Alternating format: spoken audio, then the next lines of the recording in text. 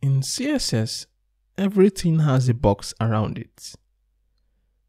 As we go on, you will understand the box model and see how it is key to create complex layouts in CSS, and also understand how to align items with others.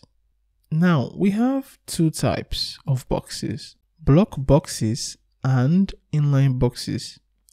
Now, we're going to look at these two, and they generally refer to how the boxes behave in the page and in relation to other boxes. For each type of box, they have an outer type and an inner type. If the outer type of the box is block, then that box will break into a new line when you add it to the HTML. The width and height are respected. Padding, margin, and border will cause other elements to be pushed away from the box, and the box will extend the inline direction to fill the available space. You have seen some type of elements like this, like the H1 paragraph. This use an outer display type. I'll give an example, so don't worry.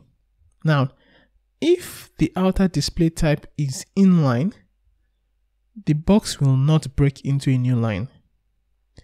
The width and height will not apply. The vertical padding, margins, and borders will apply, but will not cause other inline boxes to move away from the box. The same thing goes to horizontal padding, margin, and borders. I've seen some like this, like link, span, strong, EM. This determines how the elements inside the box are laid out.